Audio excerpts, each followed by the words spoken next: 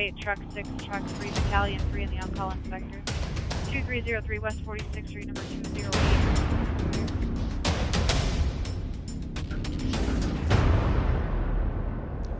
Hi, I'm firefighter Jack Clausen with Sioux Falls Fire Rescue. On this episode of Sioux Falls Fire, we are on scene of a unique training exercise utilizing large tower cranes in downtown. Learn why you should never leave pets or anyone inside a hot car, and how the 211 Helpline Center assists the fire department. All this and more on this episode of Sioux Falls Fire. Hi, I'm Captain Ryan Cox with Sioux Falls Fire Rescue.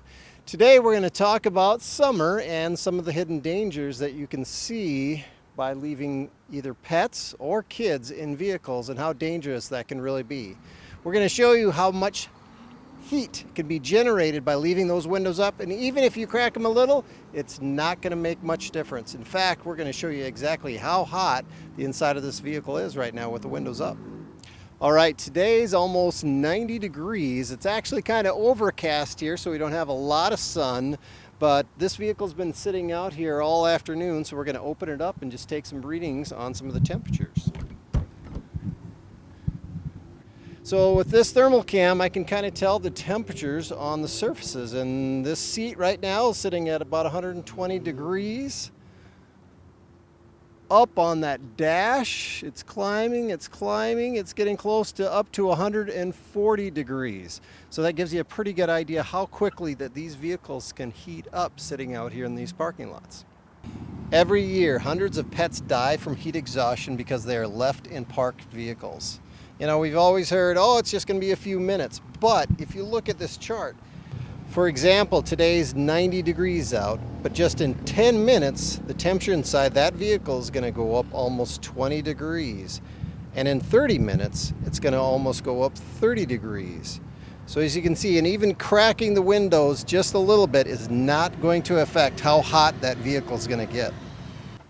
You know, we're all very busy out running errands and things like that, and we can become complacent and forget about even having a baby in the back. So one thing that you could do is put something up on your front dash so it reminds you, hey, I've got the child in the back and I can't leave it in the vehicle, or even your pet. Just something to remind you that you can't leave anything in this vehicle because it's going to get very, very hot very, very quickly. Nick Curving, FAO on Heavy Rescue 1. Today we got to do some operations with a crane, which goes right alongside with our USAR program utilizing ropes. Today's scenario was going up the crane and seeing what kind of anchors we have to be able to get the crane operator out of there if something were to happen to him, and just utilizing the things on this truck to get them down to the ground and provide the EMS that's needed. Sioux Falls right now is a growing city, and we have a lot of cranes in the air right now. Those cranes require an operator, which is a very special requirement for only one particular person to be up there. And if something were to happen to him up there, we need to be ready to be able to go into action and get them down.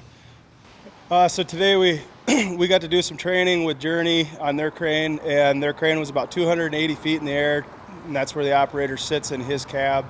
On the ground, we utilized the equipment on here to be able to access him up there. So I had a rope bag on me, my personal equipment, and all my PPE. And we had to climb ladders to get up into his cab, which is pretty tight quarters. So it was a lot of work getting up there. It probably took us about 20 minutes or so to get up to that point. And then once we got up there, I was able to utilize the crane operator, who was still conscious and everything, and he just was going through the training with us, telling us what we could anchor to get him out of there, and just kind of some scenarios that we might need to think about to be able to get them down. And once we were up there, we did a mock drill with the Stokes, being able to get him out on a walkway, package the patient, and be able to use those anchors and ropes to be able to get him down to the ground or onto another rooftop and pick him off with another crane to get him down to the ground. In this scenario, it's going to be a very unique situation. It's going to require the special PPE and equipment that is on this heavy rescue and the people that are trained in that aspect. When you go up onto that crane, there's not going to be very much room. So there's only room for about 2 people and your patient. So just being able to communicate with the people on the ground and the EMS, whoever patient care is going to be taking over, being able to communicate with them is going to be pretty important. And the people that go up there need to be trained and be very cognizant of what they have going on, because we never know what elements we're going to have to deal with up there with wind, rain, or anything like that. So very specialized training today, and I was blessed with the opportunity to be able to do that. One thing you might have noticed on your commute to work is we have a couple new signs at some of our fire stations. We've got new digital signs that are going to be relaying some safety messages and also maybe alerts that the public needs to know about. So when you're driving by Station 3 or Station 5, be sure to check out the new signs. So one of the reasons why we're putting up these new signs is the fact that a lot of our fire stations are on some of the busier streets in Sioux Falls, so a lot of people drive by them every day. So our intent is to put some safety messages on there and also some information that the citizens of Sioux Falls need to know. Like, for example, where to call to get free smoke alarms.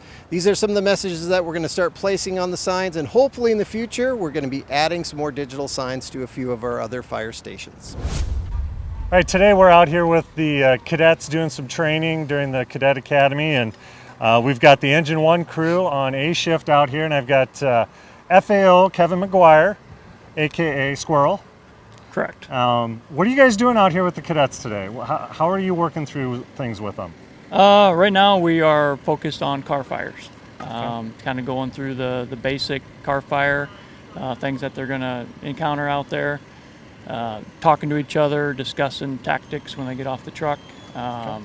Two different trucks that we have here today, two different hose lays and things like that they're going to have to be aware of when they get on the floor. So. All right, so this is really kind of pulling in the real life stuff for them, bringing the crew out so you guys can show them the ropes on when you're actually out there, you run up on a car fire, this is what to expect, that type of stuff. Yep, yeah, we're throwing them in the back, two of them, with two of us up front.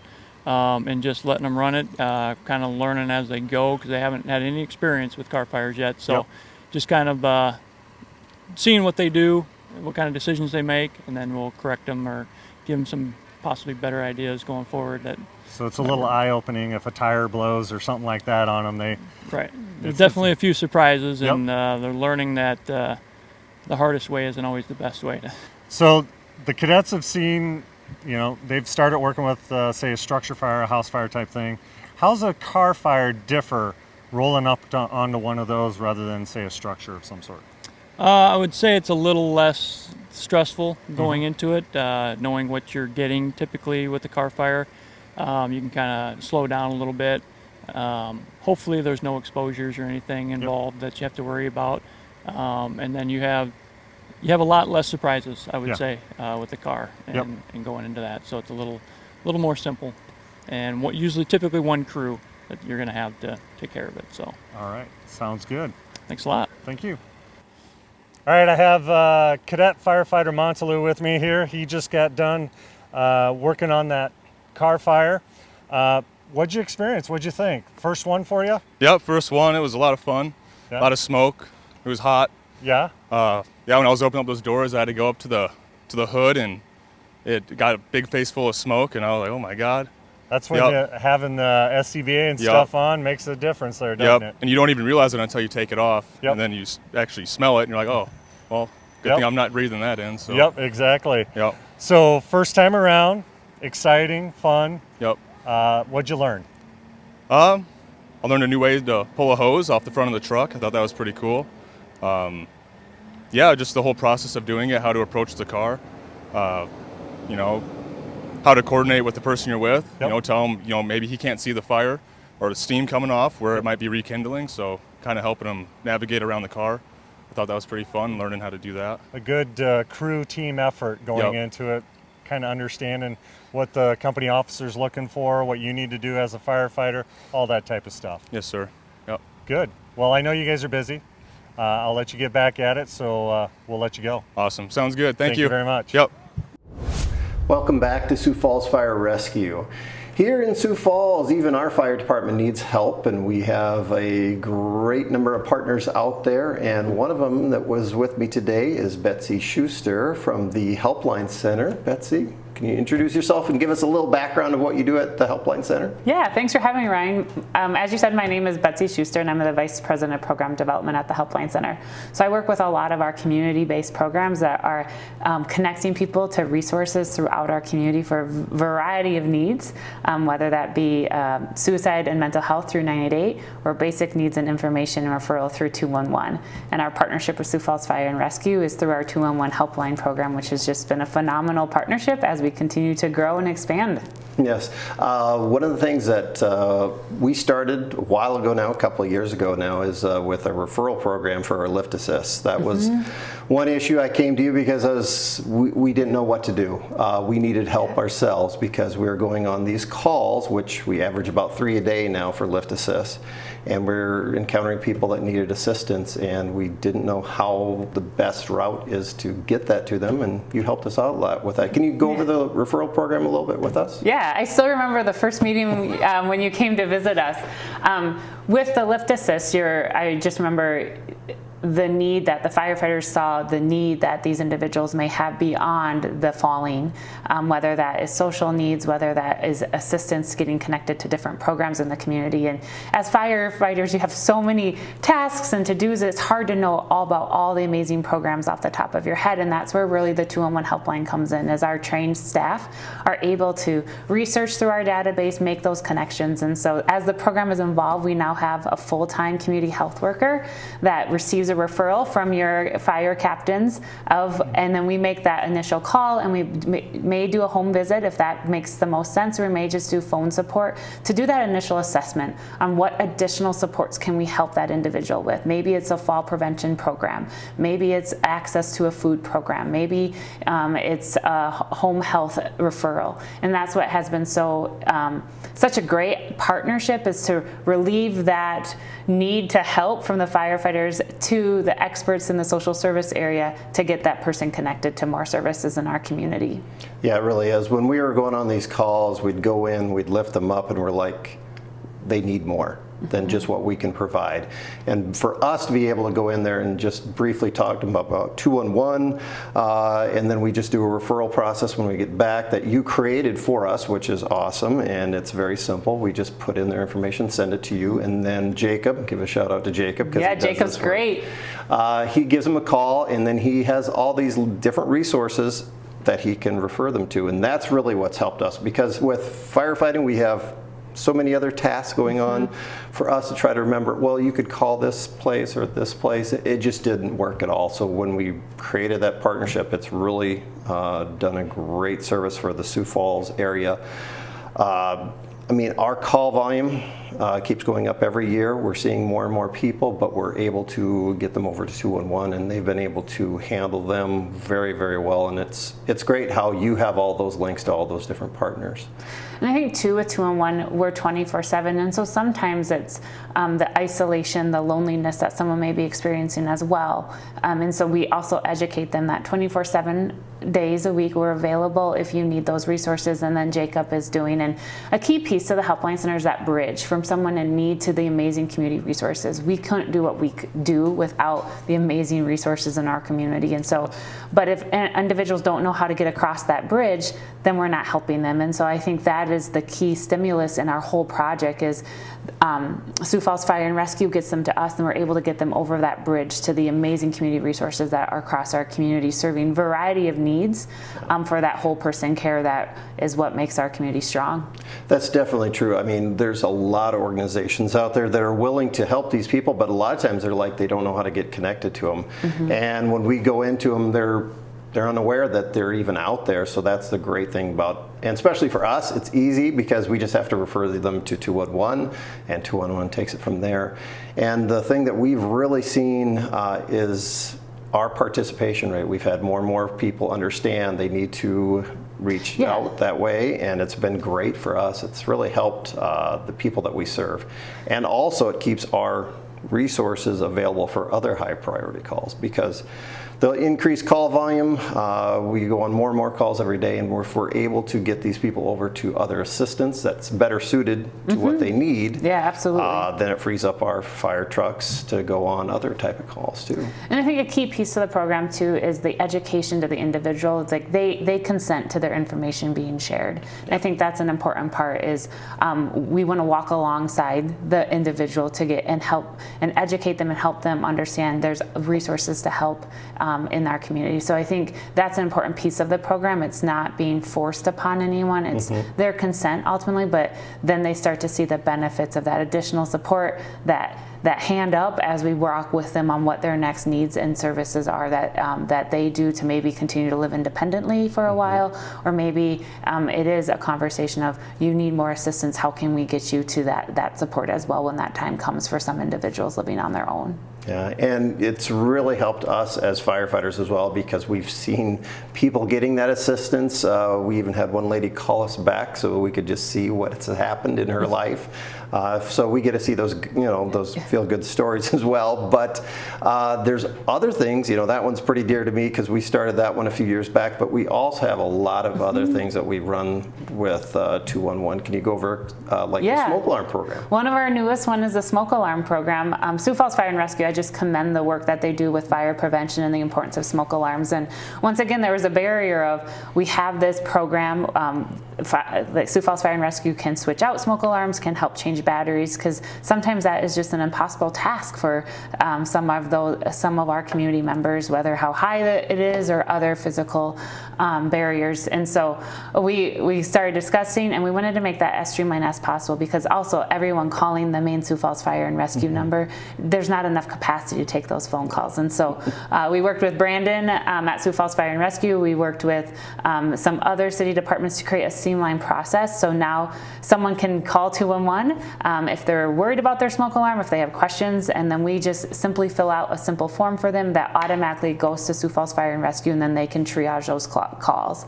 And we also clarify, is it chirping now? Yep. Or do you have questions? Because then it's prioritized on that need. If a fire alarm's chirping right now, that is a very annoying process, and so that gets prioritized through that call. And so one of our staff members, elderly parents, used it, and they didn't realize they were calling the Helpline Center at first because they saw call 211, and they're like, oh, my daughter works there. And I think that's an important part, is all community members, if there's a barrier to those smoke alarms or those batteries or carbon dioxide, whatever that is, please reach out to 211, because we can start that process to be connected, because it's just a phenomenal program through Sioux Falls Fire and Rescue that is not available in many other communities. Yes, that's definitely true. We also partner with American Red Cross to get some of those smoke alarms for free as well. And then I just got a letter from a 73-year-old lady that's in a wheelchair thanking us for going out and putting those smoke alarms in her home, because a lot of people are in wheelchairs or shouldn't be up on ladders, I should say, trying to change their batteries. So for us to be able to go out there and do that.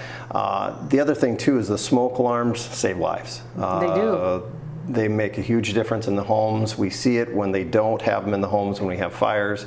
So we track that as well. But it's really important that they have working smoke alarms in their homes. How about another program that we do with Helpline? For years, we've worked with Regan Smith in the emergency management part of Sioux Falls Fire and Rescue. So when a disaster hits Sioux Falls, we want to make sure that our critical resources, such as 911, Sioux Falls Fire and Rescue, Sioux Falls PD, are available to respond to that. And those non-emergency calls and questions are directed to 211. So every disaster is a little bit different, whether that has been a fire, whether that has been a flood or a tornado. And so we really take cues from Regan and the emergency management team on what do we need. So it could be anywhere from collecting damage reports that start the process of assistance, or who needs help, or collecting names of people who want to help.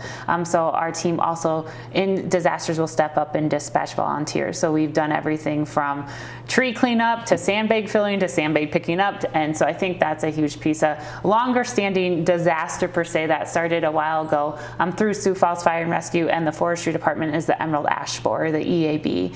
And so individuals who are treating their trees communities can call 211. We have that process set up where it's triggered in the city system that those boulevard trees are not being cut down. And so that has been a great long-standing disaster as we work through that emerald ash borer infestation. And so once again, if you have ash trees and you have questions, you can call 211, or we can fill out that form and get you connected. But especially if you're treating those trees, so then they're not marked to be cut down through the trimming, the slimming down process that they're having through this infestation. Yeah, it's sad to see the trees going down, Yes. but yeah, it is part of nature. The other thing though, you know, like when we had that tornado, that was a great example because people don't understand, we had, I think, 200 calls stacked up on top of each other. So during those times, we are out, we don't even go back to the fire stations, we're going from call to call to call to call. So having those resources available other than just us, and we wouldn't be able to take those other non-emergency calls anyway, being able to have 211 handle those, and just for follow-up for, like you said, trees down, forestry of the city, so we know that certain streets are blocked. It really helped us a lot with a lot of those emergencies, and hopefully we don't have any emergencies this summer, but fingers crossed. We've had quite a few the last couple of years, and I think we 211 and the Helpline Center, we work so closely with 911 as well. And so when there is a disaster and you call in, we'll ask you a couple questions, like, is the tree on the power line? Because if it is, that we're going to get you over to 911 because that's an immediate risk. But if your tree's blocking your driveway, that's not an immediate risk per se. And so that's where we'll get you, like, do you have access or do you need volunteer help? We're working to recruit volunteers. And so those are some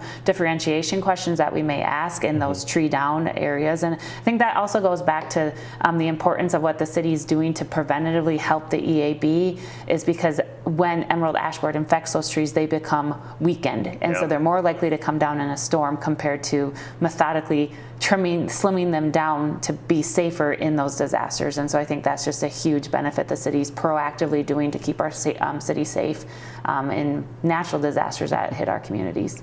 Yeah, and we get plenty of wind around here. Yes, plenty of wind. So they come down once in a while, and we do go on a lot of those down power lines. And I imagine really it's really helped Metro with taking some of that call volume away from them, so then they can, you know, do those higher priority calls. So that's got to be a huge help to them. Yeah, and I think we've also had, through all of this, our amazing partnership with the GIS system. And so some of the information is feeding directly into your systems. And so it's not waiting till the next day for you to get it. It pops right up on the screen that someone called and they need over there, or they need volunteers over there. And that has been a new expansion of our partnership since everything we learned from the 2019 tornadoes, how the real time needs to be that. So it has been a pretty phenomenal process to be a part of and to watch of how collaboration between nonprofit and government can work and really help and build our community back up. Yeah, we even use the GIS department here in the Sioux Falls, in the city of Sioux Falls, with the smoke alarm program as well. So that way we know which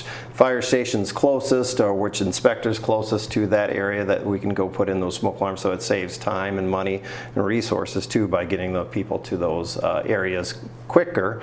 And it's just been phenomenal working with just the different groups within Sioux Falls and the nonprofits as well. Yeah. So is there any other programs that we need to plug, or? It's hard to keep track. You do a lot with us. Well, it's easy to do so much with great partners. I think through Sioux Falls Fire and Rescue, that covers all of the main things that we do. It's just a great, it's a privilege for us, and we're so grateful to be able to be on the front lines helping our community in those times of need, whether it's a disaster or whether it's working to prevent a disaster through a smoke alarm or a fall prevention program. And we really appreciate your help. We couldn't do it without you. I mean, really, anymore, the rate that Sioux Falls is growing, all these partnerships are very vital to us to be able to stay current and be able to prevent fires and help people, because every day we're getting more and more calls and more people moving here. Yeah, absolutely. Well, thank you.